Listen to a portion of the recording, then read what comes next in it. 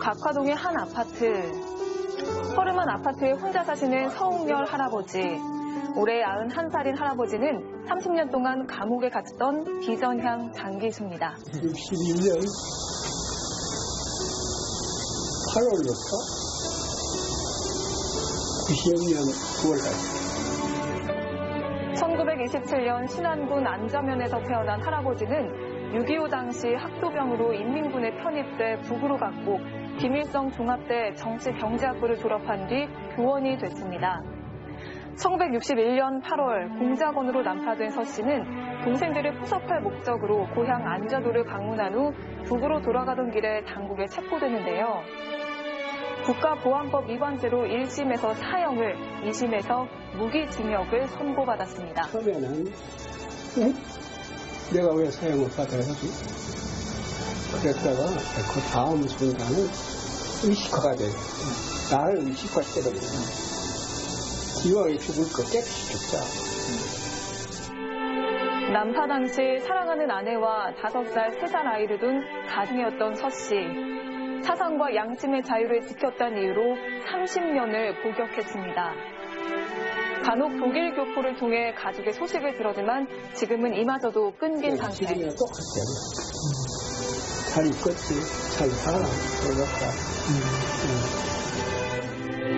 남으로 내려온 지 56년. 고향에 있는 가족들은 장남이 서 씨를 묵묵히 지지해주고 이해해줬습니다. 끝까지 자신의 신념을 버리지 않았던 서 씨. 북으로 갈 기회가 없었던 건 아닙니다. 지난 2000년 비전향 장기수 63명이 인도적 차원에서 북송됐지만 서 씨는 그 기회를 양보했습니다. 나 말고 조금 억울한 사람들이 있다. 같이 가자. 앞에서 누군가가 이제 그걸 끌어주는 사람이 있어야 될 거 아니야. 그건 내가 해야지 않냐.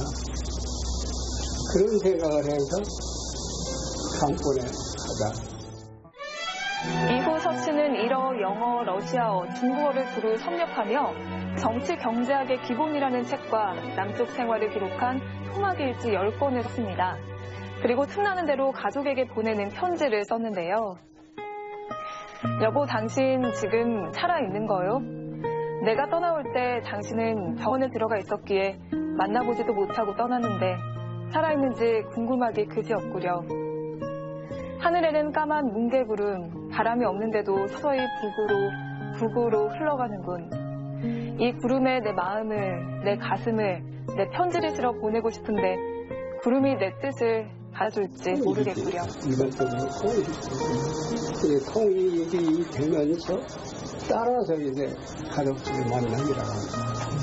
이루어져야 하고. 이게 통일 없는 가족의 만남, 남북에 있을 수 없어요. 서홍열 할아버지의 딱한 사정을 알게 된 사람들은 지난 25일 송환 추진위를 결성하고 기자회견을 열었는데요. 앞으로 청와대 통일부에 송환 촉구 서한을 보내고 이산가족 행복 신청, 온 오프라인 송환 청원 운동을 통해 서홍열 할아버지의 가족 상봉을 도울 계획입니다. 청원 작성을 합니다. 그 작성한 것을 가지고 청와대라든지 통일부라든지 이런 데에 송환의 그 뜻을 전달할 계획이고요.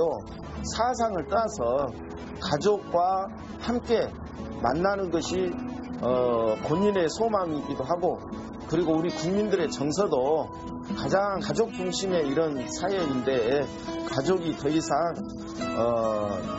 헤어져서 살지 않도록 해드리는 것이 우리의 도리이라고 생각합니다.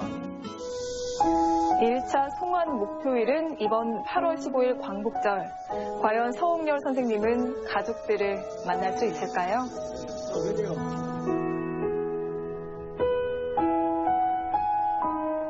네, 전라도 첫 번째 소식은요. 광주 지역의 유일한 비전향 장기수 서홍열 할아버지의 사연이었습니다.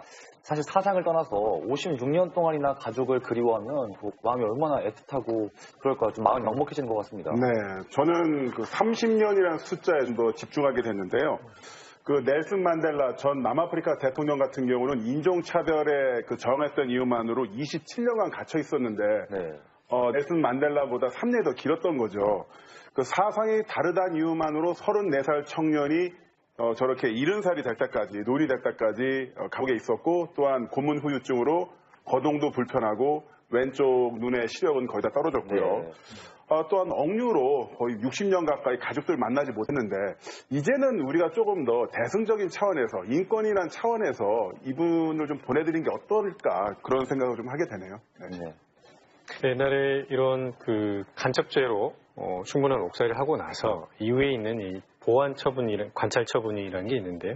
이 처분을 해서 고통받는 분들이 꽤 많이 있으십니다. 네. 이 봤을 경우에 이 송홍렬 할아버지도 90세임에도 불구하고 이 보안 관찰 처분을 받았는데, 우리 지역에서도 유명한 분이 계시죠. 이 강영주 트라우마 센터장도 이 보안 관찰 처분을 받은 것에 대해서 지금까지 저항을 하고 네. 또 재판을 통해서 이 부분을 싸우고 있는데요. 이 상당히 이 부분에서 헌법소원까지 제기가 됐는데, 한번 이 진정한 인권이 무엇인지, 또 민주주의, 자유민주주의 국가가 무엇인지를 다시 한번 생각하는 그런 건이지 않나 싶습니다. 네. 네. 사실 민주주의의 어떤 생명은 다양성이잖아요. 네. 개인의 어떤 정치적 지향성, 종교에 대한 자유, 양심의 자유, 이런 것들을 모두 풀어놓은 상태에서, 오픈한 상태에서 자유롭게 경쟁하면서 우열이 가려지는 건데, 신념이 다르다고 해서 30년 투옥시킨 것은 옳지 않다고 봅니다. 사실 저는 솔직히 말씀드리면 서홍렬 할아버지의 정치적 이념에는 결코 찬성할 수 없습니다. 네. 저는 뼛속까지 자유주의, 민주주의, 그리고 자본주의를 너무나 좋아하는 사람인데요. 그렇다고 해서 나와 생각이 다르다고 투옥한다, 이거는 조금 우리나라가 그 정도로 허약하지 않다고 생각을 하고요. 네. 이렇게 자신의 정치나 사상의 자유를 지키기 위해서 투옥된 사람들을 우리가 양심수라고 하는데, 우리가 아는 양심수 중에서 가장 유명한 분이 계시죠. 바로 김대중 전 대통령인데요. 김대중 전 대통령은 취임하자마자 17일 만에 양심수들을 석방을 썼고요. 네. 또한 조국을 사랑했던 이유로 구속되는 것은 옳지 않다면서 2000년에는 63명의 비전향 장기수를 북송하기도 했습니다. 사실 북송을 하면 북한에서 체제의 어떤 선전을 위해서 선전용 도구로 사용하겠죠. 네. 하지만 그렇다고 해서 겨우 30살 먹은 이상한 헤어스타일 가진 이상한 애송이가 미사일 버튼을 누르는 나라와 대한민국 어떻게 비교가 되겠습니까? 우리가 자신감을 갖고 이제 보내줘도 된다, 이런 생각을 말씀드리고 싶네요. 네. 네. 우리 지역에서는 북에 가지 못한 서홍렬 할아버지를 위해서 송환 추진위원회를 결성했습니다. 할아버지의 연세나 건강 문제, 그리고 인권적 차원에서라도 북에 있는 가족의 품으로 보내드리자라는 차원에서 공감대가 형성되었었는데요. 정부 또한 광복절을 앞두고 이산가족 상봉을 북에 제안한 상태입니다. 네. 네, 그리고 이 전국의 비전향 장기수는 약 20여 명 정도 된다고 합니다. 그리고 대부분 고령이셔서 언제 돌아가실지 모르는 상황인데요. 죽기 전에 가족을 꼭 한번 만나보고 싶다는 서홍렬 할아버지의 그 소원 꼭 이루어지기를 바라겠습니다. 그럼 다음 소식 함께 만나보시죠.